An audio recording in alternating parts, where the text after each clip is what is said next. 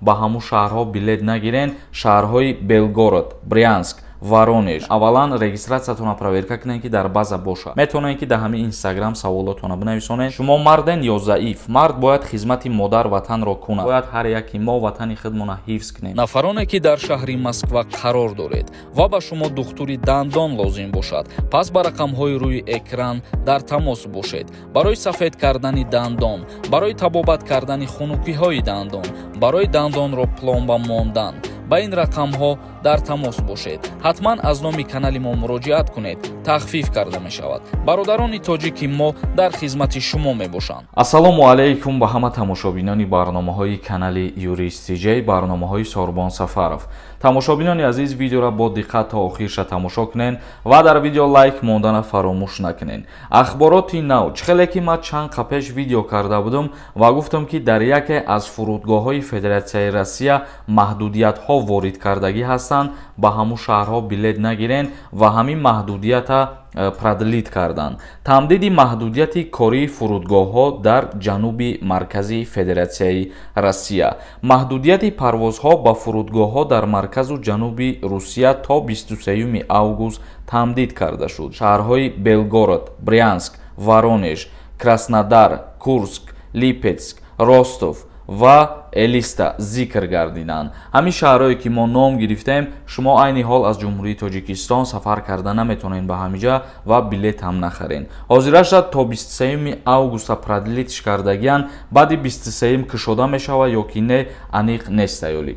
мегзарем ба қисми хондани комментарияҳо. собир нависондай: ман трудовой договор надорам, метавонам патента продлит кунам бе гузаштани граница. мутаассифона трудовой договор ки надошта бошӣ, бояд ҳатман граница бигзарӣ. самик нависондай: ассалому алайкум акай Сорбон, ай дигар шаҳри РФ ба дигар шаҳри РФ рафтам. 4 моши документ надорам. декабр Тоҷикистон рафтанем. депортатсия мекунанд. дар ҳолати омаданат агар ки тафтиш кунанд, дар ягон рейд дастгирит кунанд, аз ту ҳуҷҷат талаб кунанд, бале метавонанд ки депортатсият кунанд. вале агар дар таможни гузаштан ягон ҳуҷҷат талаб накунанд, ягон монеагӣ намешавад. саидов нависондай: ассалому алайкум акай Сорбон, акаҷон, ман запрет дорам ай тарафи Россия. ман метавонам Беларусия равам. пешакӣ раҳмат. бале, запрет доштани ту аз Россия ба Беларусия рафтанат ягон монеагӣ ва ягон алоқамандӣ надорад. ҳамза нависондай: ҳар рӯз барномаҳо такрор, срочно дроин тамошо кунед. ягон чи такрор нестай, саволои баъзеи шумо ҳар рӯз такрорай.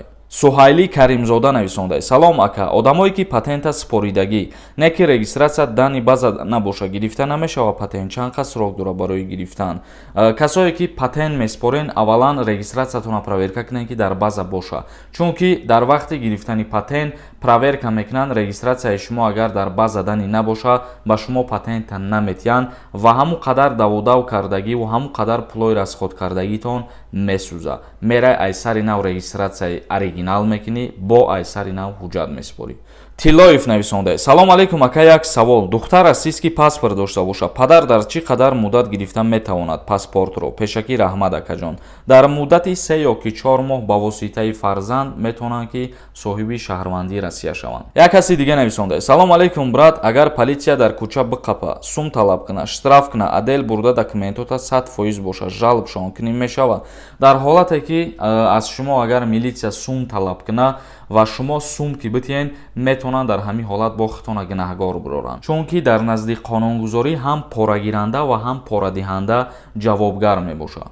фаромарз нависондай: салом алайкум ака, ман донишгоҳа буд кардам, хизмат барам чанд сола ҳай, 1 сол хизмат мекунанд касое ки донишгоҳ мехонанд. шукуров нависондай: чӣ ба дар названияи видео дига чӣ мемонед, дар видео дига масъала гап мезанед. ман ягон бори хеле кардагӣ нестам. ман чизе ки дар видеом гап мезанам, дилхоҳ ҷумларо интихоб кардан он видеоро мемонам. доруҳои табобатӣ аз ширкати шифофармо барои шумо. эпимедиумная паста барои зиёд кардани қувваи мард, доруҳои табиӣ барои фарбеҳ ва хароб кардан, доруҳо барои дарди миён ва нест кардани варамиҳо, инчунин доруҳо барои зиёд кардани риш ва мӯи сар ва инчунин ҳиҷома кардан. ҳатман аз номи канали Юрист TJ муроҷиат кунед. рақамҳо дар рӯи экран. таҷикистон нависондай: бародар худат чӣ метавонӣ гуфта?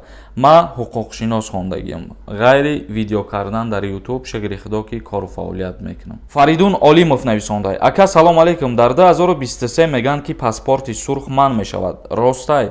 пешакӣ ягон қонуна ҳеҷ кас гуфта наметавонад ки тағйирот мешава ё қонун аз байн мерава ё ки қонуна дигар мекунад. Низом нависондааст: салом, яка писарам мебаранд хизмат. Касое ки як писар мебошанд сардори оила ба қайдшон мегиранд ва аз даъваткунӣ ба хизмати ҳарбӣ озод мебошанд. Муртазо нависондааст: салом алейкум брат, рақамҳои телефонтан мегуфтӣ, срочна як гапи муҳима бояд гап занам қатъи хидат. Касое ки мехоҳанд шахсан бо худам ҳамсӯҳбат шаванд, ин ҳамҷадан номи инстаграми шахсии май метавонанд ки дар ҳамин инстаграм саволотона бинависонед. Ҷумахон нависондааст: э бача, доимо мардума фиреб мекунӣ, бо изо накашида гап мезанӣ. Охи ман чӣ изо бикашам? Ман чӣ фиреб кардам? Та биброри як дуруғи мара, як кори фиреби мара нишон беде, ман полни ҳами канал ма удалит кунам, дигар қатъи мардум ҳамсӯҳбат нашам. баъзе инамита русиёҳ вори одам, баъзе инамита вори одам медонед занакори лақ-лақ мекунен меброин. Тоҳирова нависондааст: салом ака, ман шумода нависа будам барои праваи тоҷикӣ. Метавонам ай посолство бигирам? Ман гум кардагиам, дар газета супоридагиам, газета дар дастам гум шидагӣ. Гуфта додагиан метавонам аз посолствои Москва гирифта. шумо барои ҳуҷҷати ронандагӣ агар гум кардагӣ бошен, мумкин ки вастанавид карда бишавад через посолствои ҷумҳурии Тоҷикистон дар Москва. Вале агар аз сари нав аз нол гирифтанӣ бошен, через посолство намешавад, чунки меоин дар Тоҷикистон мехонед ва имтиҳон меспорен. Ва боз як роҳи дигар ҳам ҳастае ки мешавад ки дар ҳамун Федератсияи Россия мактаби ронандагӣ бихонӣ ва соҳиби праваи российскӣ бишавӣ. Шаҳзод нависондааст: салом алейкум ака, видварения чӣ хел кушода мешавад? ҷавоб диҳед.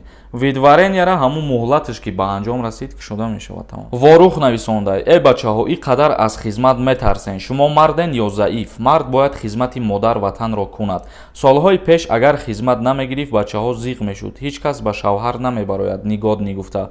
шумо шербачаҳо натарсен, хизмат кунен. агар хизмат наравен, бачаҳо ватанро ки муҳофизат мекунад? буздило метарсанд аз хизмат. марди ба обрӯ, ба номус аз хизмат намегурезад. бале бародари азиз, 100% дуруст қайд кардӣ.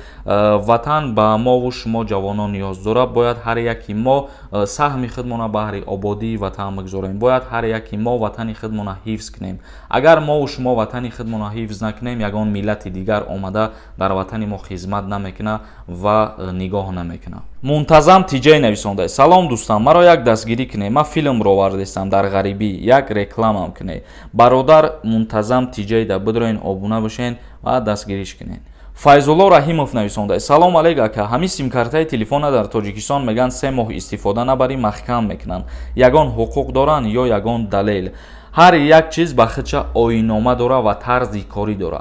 тарзи кории компанияҳои Тоҷикистон ҳамин хелае ки симкартара 3 ё 4 моҳ истифода ки набурдӣ, аллакай аз номат меброранд ва дар фурӯш мемонанд. ва ин ягон кори ғайриқонунӣ ҳам нестай, бале ҳуқуқ доранд. турдиев нависондааст: салом алейкум ака, 28 сола шидам, хизмат мебаранд раҳмат. касое ки 28 сола шидагиен, аллакай аз даъваткунӣ ба хизмат озод шидагиен. фарух нависондааст: чӣ дар регистратсия накардаестанд? дар як видеои гузашта ман сабабша гуфта будам ки чӣ ба дар баъзе шаҳрҳои Федератсияи Россия ҳозир регистратсия накардаестанд шаҳрвандои хориҷира. тақрибан 3 рӯз пеш ҳамун видеоро кардагиам. бидрон номи видеоам хелие ки муҳоҷирора регистратсия накардаестанд. ҳамҷада ҳамаи маълумотош ҳастай. тамошобинони азиз, ба ҳамин видеоро ҷамъбаст мекунам. то барномаҳои дигар, худованд ҳамаи мо шуморо нигаҳбон бошад.